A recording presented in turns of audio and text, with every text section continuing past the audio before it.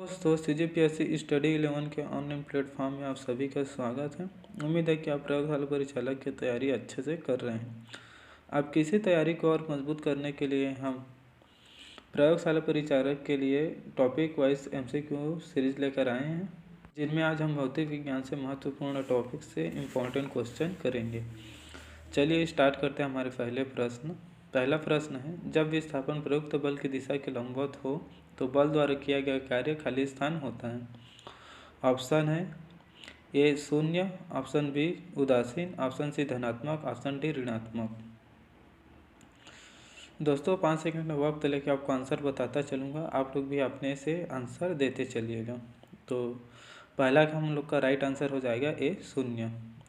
दोस्तों एक बार इसके कंडीशन को देख लेते हैं कि किस सिचुएशन में जो है किया गया कार्य को हम धनात्मक में, 0 में और ऋणात्मक में लेंगे।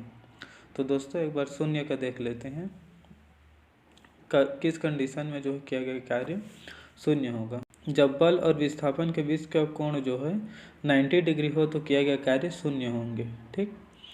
और एक बार धनात्मक को देख लेते हैं, बल की दिशा में विस्थापन हो तो किया गया कार्य धनात्मक लेंगे, पहला कंडीशन है।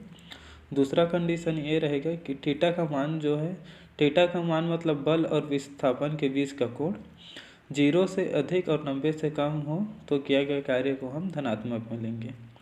इनको भी आपको याद रखना है।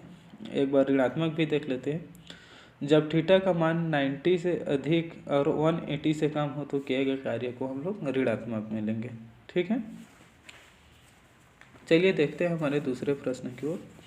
दूसरा प्रश्न है, गतिज ऊर्जा निर्भर नहीं करता है। ऑप्शन ए है गुरुत्वीय त्वरण, ऑप्शन बी है वेग, ऑप्शन सी है द्रव्यमान, ऑप्शन डी है इनमें से कोई नहीं।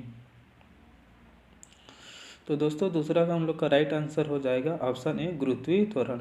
दोस्तों गतिज ऊर्जा का एक सूत्र होता है के E is equal to 1/2 mv²। अगर आप इस सूत्र में भी देखते हैं तो जी का मान का कोई इसमें लेना देना नहीं है, तो ऑप्शन ए इसका राइट आंसर होगा। बाकी वेग तो है, अगर वेग दुगना करेंगे तो गतिज ऊर्जा 4 गुनी हो जाएगी। m बराबर इसका द्रव्यमान ही होता है। तो गतिज ऊर्जा निर्भर नहीं करता किसमें, गुरुत्वीय त्वरण पर, ठीक। तीसरा प्रश्न है, बारिश का होना खाली स्थान ऊर्जा का रूपांतरण है।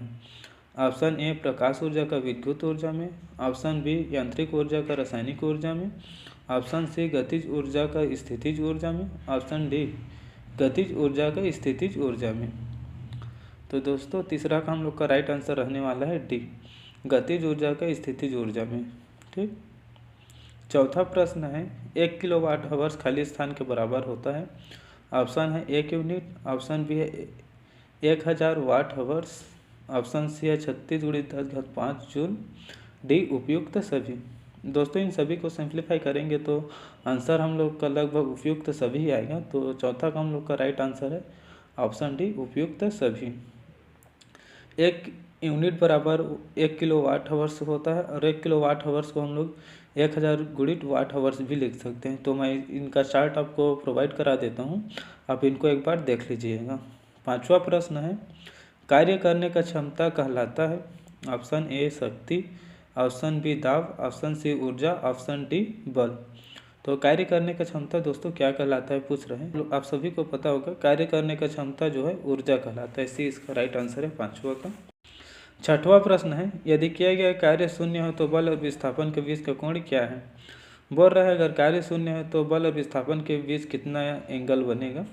तो छठवां का हम लोग का राइट आंसर रहेगा बी, 90 डिग्री का एंगल या लंबवत होगा तो किया गया कार्य हम लोग 0 में लेते हैं। या वृत्तीय पथ पर कोई वस्तु कार्य कर रहे हो तो उसको भी हम लोग उनका कार्य जो है 0 माना जाएगा। इनको भी आपको याद रखना है। सातवां प्रश्न है, 5 kg के वस्तु को 2 मीटर की ऊंचाई तक उठाया जाता है तो इस प्रक्रिया में कितना कार्य किया गया। दिया हुआ है जी बराबर 9.8 मीटर पर सेकंड है।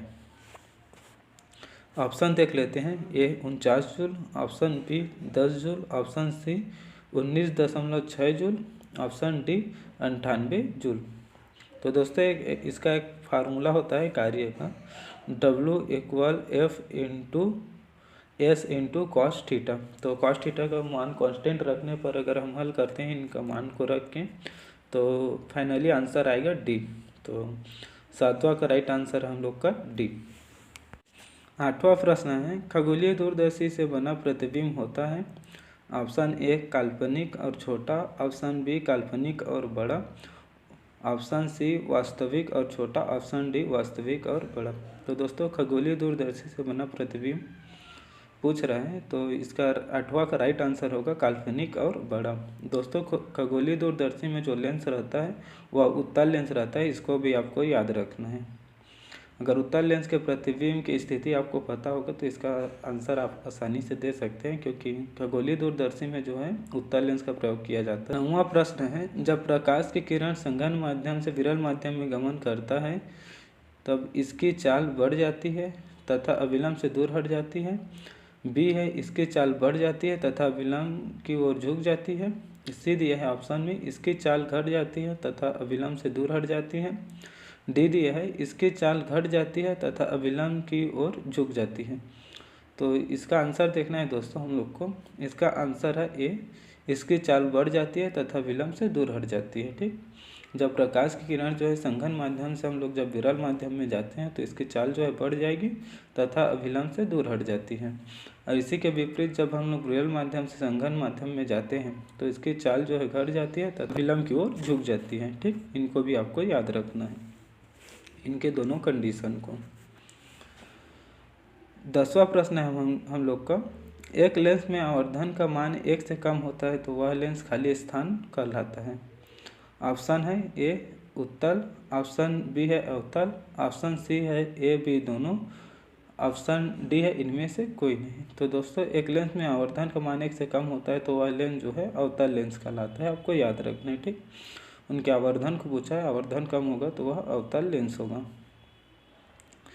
और देख लेते हैं उत्तल लेंस में क्या होता है। उत्तल लेंस में जो है 1 से कम, अधिक या 1 हो तो वह उत्तल लेंस होगा। ठीक, 11वां प्रश्न देख लेते हैं, यदि एक वस्तु अवतल दर्पण पर वक्रता केंद्र के परे रखा जाता है तो उसका प्रतिबिंब कहाँ प्राप्त होगा। मतलब पूछ रहा है कि एक वस्तु है उसको वक्रता केंद्र पर रखा जाता है तो उसका प्रतिबिंब कहाँ प्राप्त होगा। ऑप्शन देख लेते हैं, ऑप्शन ए अनंत पर, ऑप्शन बी वक्रता केंद्र पर, ऑप्शन सी वक्रता केंद्र और फोकस के बीच, ऑप्शन डी ध्रुव पर। तो दोस्तों इसका राइट आंसर रहने वाला है सी, वक्रता केंद्र और फोकस के बीच पर। दोस्तों अगर आप लोग को प्रतिबिंब, लेंस और प्रकाश से रिलेटेड कुछ भी क्वेश्चन में दिक्कत हो रहा है तो मुझे कमेंट कीजिएगा। मैं इनका आप लोग के लिए एक लेक्चर क्लास ला दूंगा जिसमें आपको उत्तल लेंस, अवतल लेंस और दर्पण से कोई किसी भी प्रकार के प्रश्न में कोई दिक्कत नहीं होगी। 12वां प्रश्न है, प्रकाश में साबुन का बुलबुला रंगीन प्रतीत होता है, यह किसके कारण होता है। तो ए ध्रुवण से, बी छिद्राव से, सी अपवर्तन से, डी प्रकाश के व्यतिकरण से। तो 12वां का आंसर बताना है आप लोग को। 12वां का राइट आंसर होगा डी, प्रकाश के व्यतिकरण से जो है साबुन का बुलबुला जो है रंगीन प्रतीत होता है। ठीक, 13वां प्रश्न है, यदि किसी व्यक्ति के चश्मे की क्षमता जो है प्लस में 0.50 डायऑप्टर है तो उनके आँख में उत्पन्न दोष है। दोस्तों यहीं पर आपको बता देता हूँ, जो लेंस की क्षमता होती है उसको डायऑप्टर से नापते हैं। तो वही पूछ रहे हैं किसी चश्मे की क्षमता प्लस में है तो वह कौन से, उसमें कौन से दोष उत्पन्न है ये पूछ रहा है चश्मे के, इनके प्रकृति के हिसाब से। तो ऑप्शन ए है निकट दृष्टि दोष, ऑप्शन बी है दूर दृष्टि दोष, ऑप्शन सी है जरा दृष्टि दोष, डी है इनमें से कोई नहीं। तो इसका राइट आंसर है दोस्तों दूर दृष्टि दोष।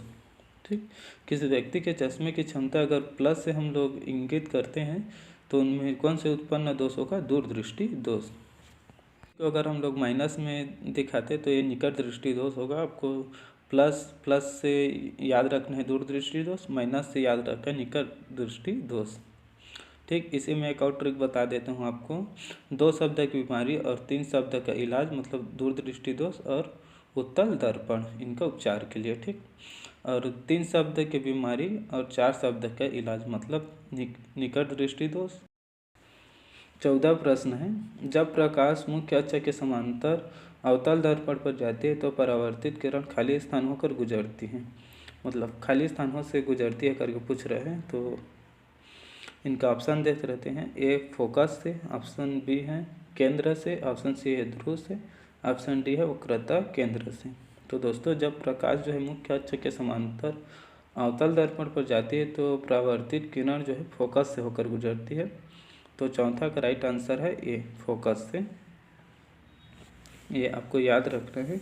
अगर इसी के विपरीत अगर पूछती कि फोकस से होकर जा रही है प्रकाश तो परावर्तित किरण कहाँ से गुजरी, तो ये जो है मुख्य अक्ष के समांतर गुजरेगी। इसको भी याद रखना है आपको। 15वां प्रश्न है, वाहनों के हेडलाइट में प्रयुक्त दर्पण कौन सा है? ऑप्शन ए समतल दर्पण, ऑप्शन बी समतल उत्तल दर्पण, मतलब समतल दर्पण उत्तल दर्पण दोनों पूछ रहे हैं। ऑप्शन सी है अवतल दर्पण, ऑप्शन डी है उत्तल दर्पण। तो दोस्तों इसका राइट आंसर है वाहनों के हेडलाइट में जो प्रयुक्त दर्पण होता है वह अवतल दर्पण होता है। सी राइट आंसर है। 16वां प्रश्न है, खाली स्थान को एक अपसारी दर्पण कहते हैं। ऑप्शन ए है अवतल दर्पण, ऑप्शन बी समतल दर्पण, सी ए बी दोनों, डी दर्पण। तो दोस्तों अवतल दर्पण को जो है अपसारी दर्पण भी कहते हैं। तो बी इसका राइट आंसर, डी इसका राइट आंसर होगा उत्तल दर्पण। उत्तल दर्पण को जो है एक अपसारी दर्पण भी कहते हैं, आपको याद होगा। 17 प्रश्न है, ध्वनि की चाल निर्वात में होती है। ए 332 मीटर पर सेकेंड, बी है 1483 मीटर पर सेकेंड, सी है 5130 मीटर पर सेकेंड, या डी इनमें से कोई नहीं। तो दोस्तों ध्वनि की चाल जो निर्वात में शून्य होती है, तो इसका राइट आंसर डी हो जाएगा, इनमें से कोई नहीं है। 18वां प्रश्न है, ध्वनि का तारतम्य निर्भर करता है। ऑप्शन ए आवृत्ति पर, ऑप्शन बी वेग पर, ऑप्शन सी प्रबलता पर, डी इनमें से कोई नहीं। तो दोस्तों ध्वनि की तारतम्य जो है आवृत्ति पर निर्भर करता है, तो इसका ए राइट आंसर है। अगर आवृत्ति या तारतम्य जो है कम होगा तो ध्वनि मोटी और अधिक होने पर जो है तारतम्य पतली सुनाई देता है, ये आपको याद रखना है। 19वां प्रश्न है, निम्न में से कौन विद्युत चुंबकीय तरंग है? ऑप्शन ए ध्वनि तरंग, ऑप्शन बी गामा तरंग, ऑप्शन सी बीटा किरण, ऑप्शन डी अल्फा किरण। तो दोस्तों विद्युत चुंबकीय तरंग कौन सा है? तो गामा किरण, बी इसका राइट आंसर है 19 का। 20वां प्रश्न है, ध्वनि का प्रभाव कानों पर खाली स्थान समय तक रहता है।